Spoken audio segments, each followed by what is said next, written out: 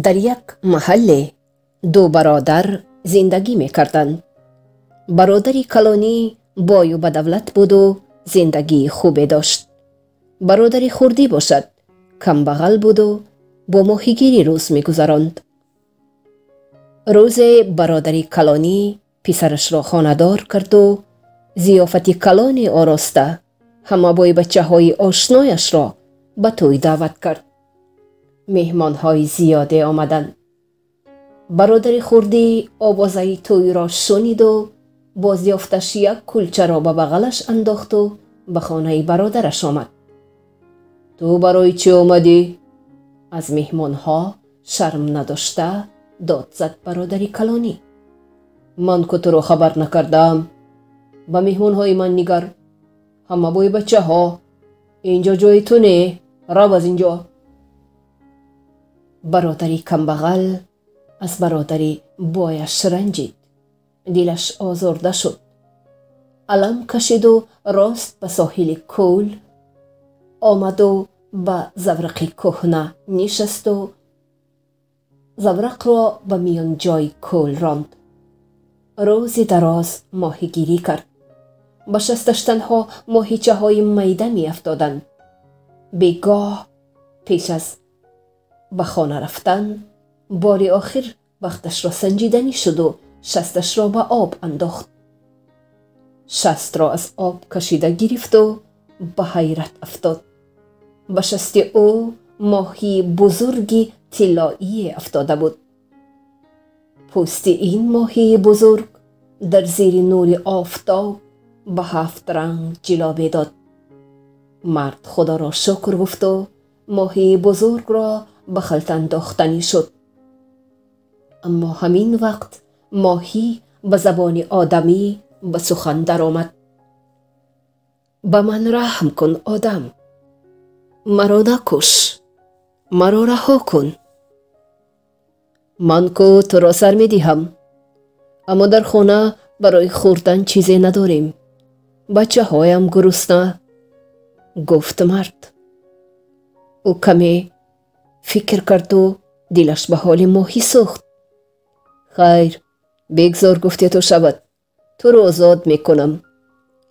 ایست گفت ماهی. در دهان من انگشتری طلایی است. بگیر آن را. ماهی دهانش را کلان گشود. ماهیگیر دست انداخته از دهان ماهی انگشتری طلایی را گرفت. انگشتری خیلی زیبا بود. انگشتری زیبا گفت مرد. ولی اون به درد من نمی خورد. با این شکم بچه ها را سیر کرده نشود. این انگشترین تو را به دولت می کند. تمام ماهی های داشتت را به آب رها کن و انگشتری را به فرش زورق پرتا. گفت ماهی. مرد زود ماهیچه ها را به آب سر داد و انگشتری را به فرش زورق پرتافت. انگشتری برقی زد و به طلا و تنگه و جواهرات زیادی مبدل شد. هوش از سر مرد پرید. او به خدایی که ماهی را به او رسانده شکرگزاری کرد و راه خانه‌اش را پیش گرفت. خوشبخت‌تر و خوشحال‌تر از او کسی نبود. مرد خانه نو ساخت. زندگیش خوب شد. زن و فرزندانش سیر و خرسند. او به کمبغلان گرد و اطراف نیز کمک می رساند. همسایه ها از او راضی.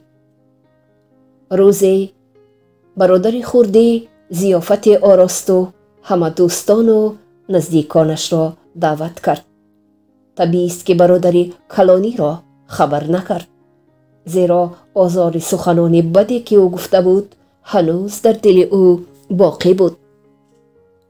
برادر کلانی دید که همه به سوی خانه برادر خردی می روند.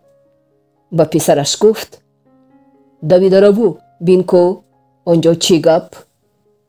جوان به خانه نو مهمانهای زیاد به دسترخوان شاهانه امکش نگریست و بایگری او را دید. او زود به پیش پدرش دوید. ای پدر، در خانه او همه چیز هست. اسب، بزرگ و اسفند، خانه‌اش مثل قصر، پوری مهمان. دسترخوانش را بینی و به دهانت می شارد. از بخیلی و حسد برادر کلانی مویهای سرش را میکند. چی خیل از کجا؟ برادر کلانی برادر خردی را به خانه‌اش دعوت کرد تا بداند که سر و اسرار بای و بدولت شدن او در چیست. او سر و لباس دادرش را دیده تغییر یافت. او اکنون مهربانتر و خوش‌زبانتر بود. دادر جان، از کجا این همه بایگری تو؟ از کجا یافتی اینقدر بایگری را؟ برادر خردی دروغ گفته نمی توانست. او همه آنچه را که از سرش گذشته بود به برادرش نقل کرد. از فکر و خیال زیاد شب دراز برادر کلانی تنگ و طلا خواب می دید. او نقشه کشید که پگاه حتما می رود و با هر علاج ماهی بزرگ را صید می کند و از او بایگری طلب می کند. صبح دیگر برادر کلانی در زورق نب نوی یلقاسی سوار شد و به میان جای کول آمد. روز دراز آواره شد و نهایت به شستش همان ماهی طلا افتاد.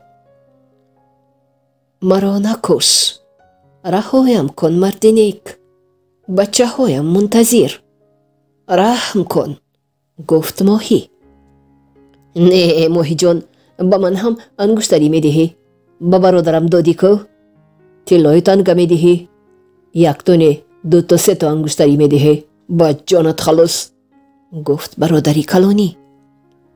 آخر برادری تو کم بغل بود، نانی خوردن نداشت، بچه هایش گرسنه، تو که بوی هستی.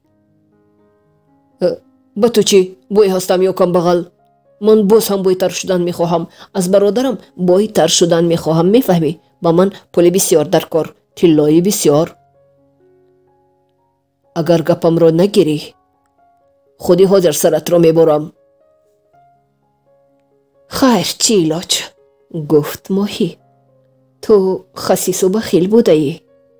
بگیر انگشتری را و دهانش را کلان کشاد.